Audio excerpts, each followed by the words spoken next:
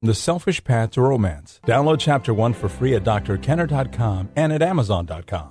Patricia, you're dealing with some anger? Yes. Yeah, what's going on in your life? What's causing the anger? I'm married to someone in prison. We had been together before, about 10 years ago, so we got married in prison. Oh, and, wait a minute. You were in prison too? No, he's in prison. But you married him while he was in prison? Yes, and like certain things that we deal with, like it was fine. Our marriage, oh my God, it could be like almost perfect if he's just home. Like some things that he bring up trigger something and I get angry. Give me an example of that. It could be about something about being submissive. Submissive. Yeah. Tell me what he says. He'll ask, well, did you do this? Did you call this person? And I get like, ugh, like, because he's a person that's always, it's something, he's always doing something. It's always on the go. He'll ask me to do something, and I'll get angry, like, can you make this call for me to do this or whatever? Or, like, we're saving our money now. Yeah. And he'll ask me, do you need any money? And I'll say, yeah. And then if I come back with a different amount, then he'll go like, what's wrong? And then I'll snap. I'll snap if he asks me for, like, he asked me if I needed any money. Right. And you say yes. Yeah, and I say yes. And he says how much? Yes. And you say how much? And then I say how much, but I snap. And you say what to him? I say, what do you mean? I mean, like, what do you mean how much? I was like, you're supposed to just say, like, yes, baby, it's okay for you to have whatever amount you need. Use what you need. I just wanted him to be like that. I didn't want him to ask questions. What do the questions make you feel? If he says to you, how much money do you need, what is that making you feel like? What's going through your mind? I don't know, because I'm the type of person that I don't ask for anything. And it was a certain amount that I needed. I lied and said that I needed 50, but it was really 70. And I was afraid to ask for 70 because I'm a person that doesn't ask for anything. Okay. And when I asked for 70, it kind of triggered something, and I'm like, why can't you just say 70 is okay? Oh, he questioned the $70. Yeah. Okay, so here's what I'm hearing. Anger is the emotion that tells you that something is not fair. And if it's I'm hearing multiple things. I don't know. Why is he in prison, by the way? He's in prison because of a murder. He murdered somebody? Yeah. Okay, and what keeps you with somebody who murdered somebody? Hey, I got to interrupt this because we've got to pay some bills. 30 seconds, that's it. A very quick ad, and then Alan will be back. Romance. Ugh, I wish guys knew more about what we want from a relationship. Boy, I wish I knew more about what I want. Where's that ad I saw?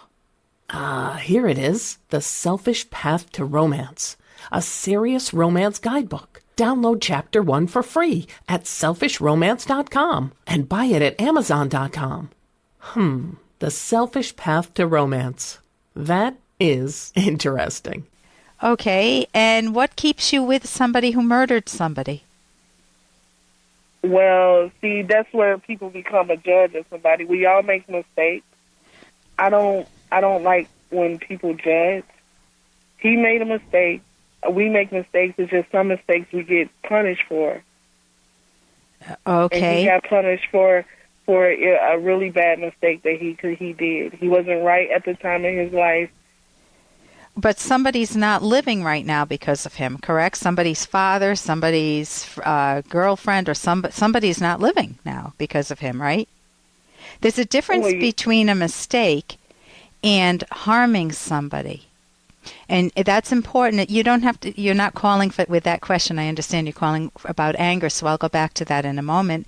I think this is something to think about, just some food for thought, is that there's a difference between someone, through no fault of their own, who makes a mistake. For example, I could be driving my car and the light turns and I just, for a split second, I sneezed and I went through the light, and that's a mistake. I didn't mean to go through the light, but I was sneezing and didn't see it. That's different from, Well, God forgives all. Well, Piece of you want shit, to, dog. okay, but if you have that view, you're whitewashing everything. And could you forgive all? But I'm not God. See, I didn't call. That's okay. Yeah. Bye. Okay, so let me get back to the anger. Anger is saying that something is not fair. That's okay. Bye-bye.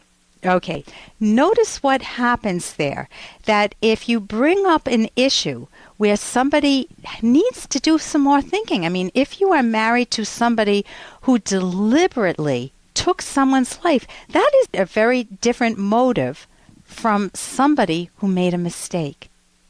Mistakes are errors, accidents, things that we don't plan. And when someone deliberately plans to murder, to steal, to lie, to connive, that is in a very different category. They have crossed the line. They have violated the rights of that person, and they deserve to be held accountable for it. And when you whitewash it with, whether it's a secular version or a religious version, as you heard, that is not doing you any good. And then you may have some anger. And then you wonder why you have anger. My guess is her anger was way deep. That she made a decision to stay with someone who's a murderer. I don't know what her personal history is, but something is going on in her life that makes her choose to evade a major decision in her life. And then she gets upset because she's submissive. Because she's afraid to ask him for money. Man, if my husband were a murderer, I might be a little afraid to ask for money myself. I am Dr. Ellen Kenner on the rational basis of happiness.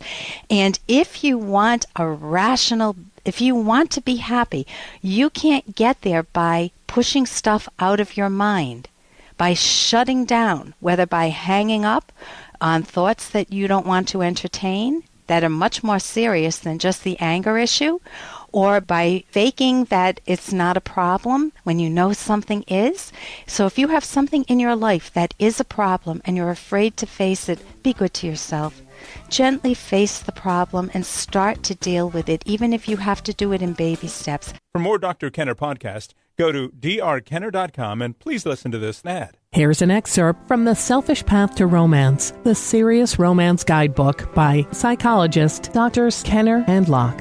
Usually, when your partner's words contradict actions, the words are more alluring than the actions. But sometimes the actions, which represent the person's subconscious philosophy, are more admirable than the words. Consider a man who has good character and acts in ways that he shows he values his partner, but who fears putting his feelings into words and comes out with inappropriate humor or passionless chatter. This, of course, is a psychological flaw needing correction, but the problem is not with the man's basic values. Rather, the problem is his not knowing how to express his feelings verbally and the fear and awkwardness that result. You can download Chapter 1 for free by going to drkenner.com, and you can buy The Selfish Path to Romance at amazon.com.